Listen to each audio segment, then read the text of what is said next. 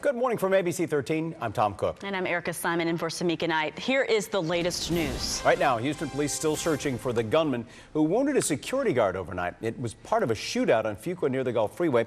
ABC13 reporter Jeff Ealing live with more on how it began. Jeff? Good morning, guys. There was a shootout in this parking lot, a security guard hit in the leg. You can see exactly what was going on here.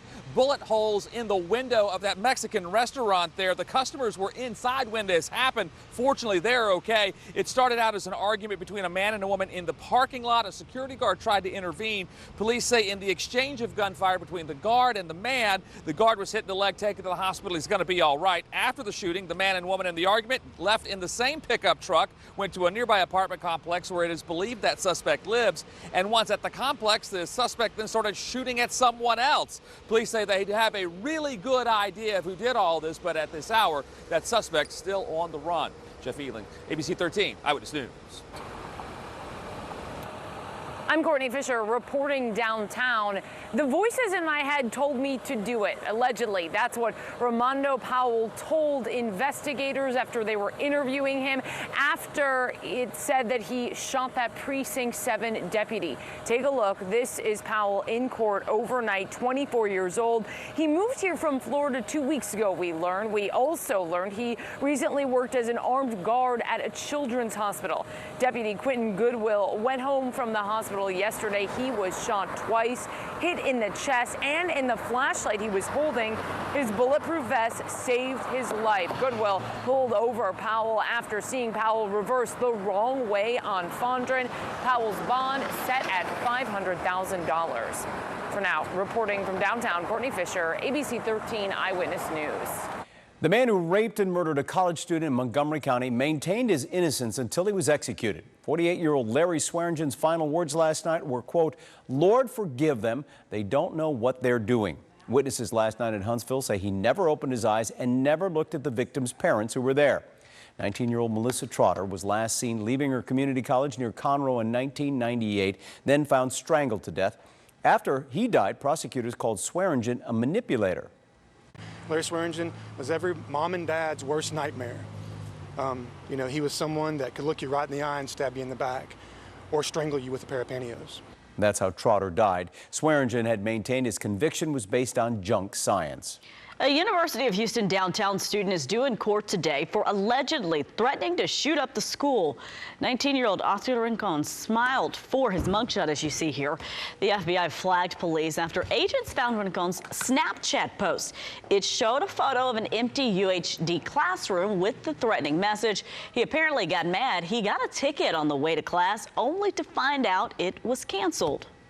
People are taking it as a joke, or someone really feels that way and they need attention or they need some type of therapeutic help. It's not funny to joke.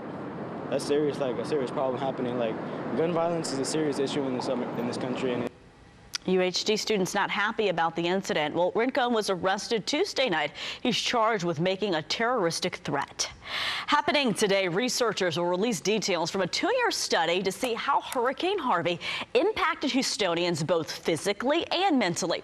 Researchers at Baylor College of Medicine have been tracking everything from chemical exposure caused by floodwaters to the extent of trauma in storm survivors. Their findings will be released this afternoon. We'll also get an update from county leaders. Next week marks 2 years since Harvey. Tonight, Garrett Cole takes the mound for the Astros in their final game of the 4-game series with the Tigers. Last night, they lost it 2-1 in what ESPN calls the largest upset in Major League Baseball in 15 seasons. They called it that because of how heavily favored the Astros were to win, and they lost it. Justin Verlander on the mound, allowing just 2 hits, but both were home runs, and they lose it 2-1.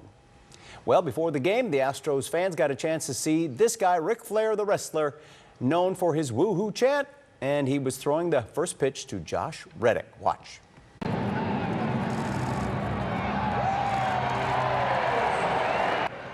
Reddick caught the pitch and then put on a wrestling robe similar to the one Flair used in the ring and a championship belt. Reddick said he was thrilled to catch for a man who he called a hero. It's an international supermodel. What are you talking about? That is me. I think I was 5 years old here. This was probably before 2nd or 3rd grade. Sort of tried to flatten my hair out. Probably about 10 years old. But back then, my mom didn't know the trick to use gel. Just got braces for the first time. It was a double-breasted suit with the red bow tie. You see those chiseled features? She just sort of like used one of those like really painful brushes. I literally wanted to wear it to school every day, according to my mom. Ah, Tom, you were the most handsome boy you ever would see. Oh, Supermodel. go on. I mean, go on. Go on. Going somewhere. How about if I go on with some rain chances today? Another round of a few scattered thunderstorms. Those of you along I-10, south of I-10, a better chance you'll get to see those cooling downpours. We'll start off fairly dry this morning, and then showers and storms will start to develop as we get with the heating of the afternoon. Chances for rain going to about 30% around the lunchtime hour and continuing until about 6 o'clock when those rain chances start to drop. Water vapor imagery showing some deeper pockets of moisture associated with the tropical wave. That moisture will eventually be drifting northward into our area. Right now, it does look like a Friday and Saturday time frame of seeing the best potential of this widespread rain. And then those rain showers pushing east will drop those rain chances again Sunday into Monday. More of a typical summertime pattern expected for much of the week. And right now, we are looking at a possibility of a weak front heading into Labor Day weekend that may reduce the humidity around here and maybe even lower a few of those temperatures. Elisa. And we are taking a look at your evening drive and what will be happening for you as you head through the day. In the overnight hours, 9 p.m. to 5 a.m. each night through the end of the month, the total closure of the West Loop. This includes the Katy Freeway direct connectors to the West Loop southbound as well, so be aware. Plenty of closures in the area. We have the view from Sky Eye right now showing us what's happening along the South Loop near Broadway. You can see the map overlay using our Sky Map technology on the frontage road there.